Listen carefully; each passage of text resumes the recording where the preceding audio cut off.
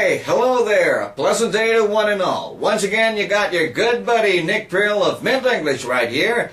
And yes, today we're going to guide ourselves once again into another aspect of English grammar.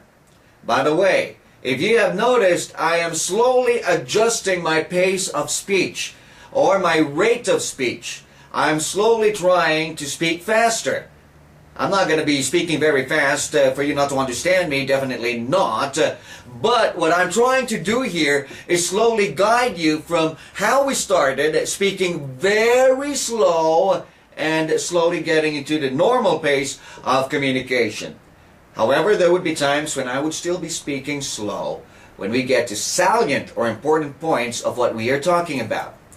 So, why are we doing this? Again, so that you would slowly get to the normal pace of communication, and so that you would also be able to develop your listening skill in English, and definitely combine everything so that you would become better communicators in English speaking. And if you haven't noticed until now, well, let me remind you, we are actually trying our best to talk about English grammar in a very practical and a very simple manner, or a simple way. Because the simpler it is, the better. When you say something as simple as you can, it is easier understood. In communication, the simpler way you say things would be the better way to say things. And so it follows that when you use the simplest form, you're actually being understood the easiest way. A few sessions ago, we started talking about the tenses. We started talking about the present tense, particularly the simple present tense, the present continuous or the present progressive tense, the present perfect tense, and the present perfect progressive tense. As a brief review, what do we mean or what do we refer to when we say tense in English grammar? When we say tense, we simply are referring to the relationship between action and time. Today we're going to talk about the simple past tense. It is one of the easiest tenses in English grammar. When we say the simple past tense, we are simply referring to a sentence in English that is used to express actions or events that happened at any time in the past. Any action that's finished, any action that's done with, any action that is expressed as an action that has been done, completed, finished in the past, the simplest way possible is actually a sentence in the simple past tense. We make use of the past form of our main verbs.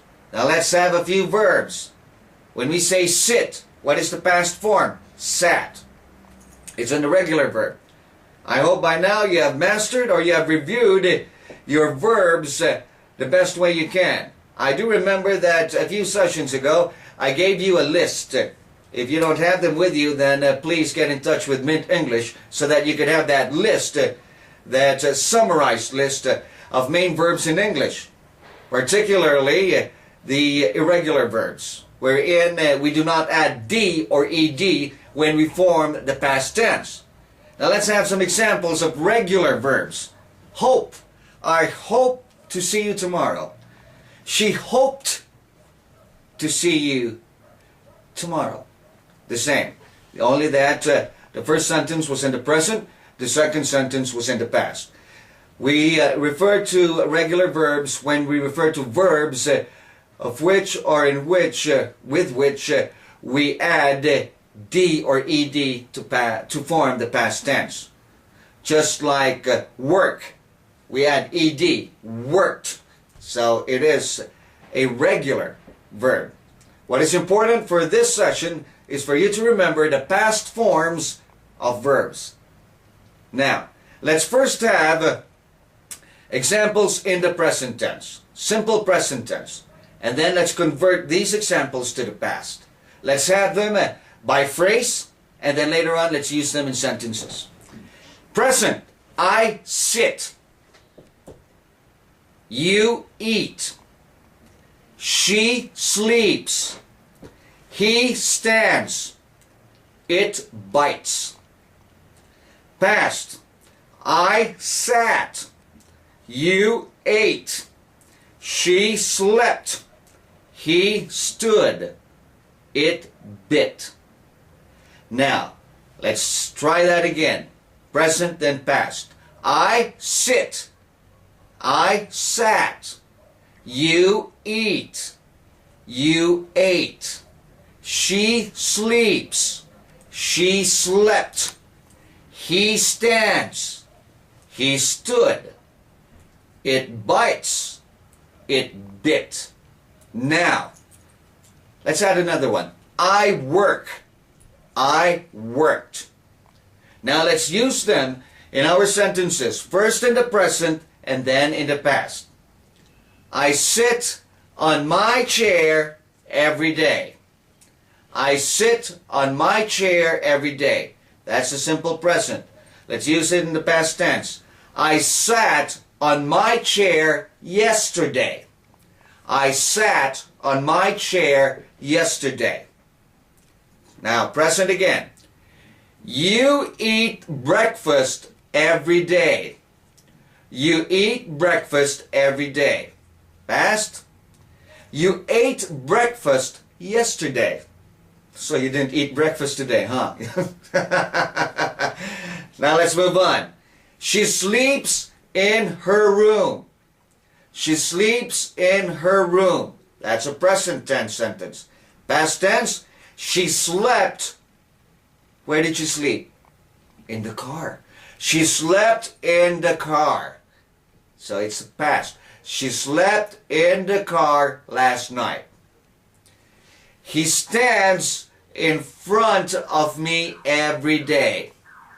He stands in front of me every day. Or you could say, he stands in front of the building every morning. He stands in front of the building every morning. That's the present tense. The past tense, he stood in front of the building last week. He stood in front of the building last week. It bites. Watch out for that dog. It bites. See? That's the present tense. Past tense, it bit. I don't like that dog. It bit me. I don't like that dog. It bit me. The action of biting is past. It bit me. Got it? So there.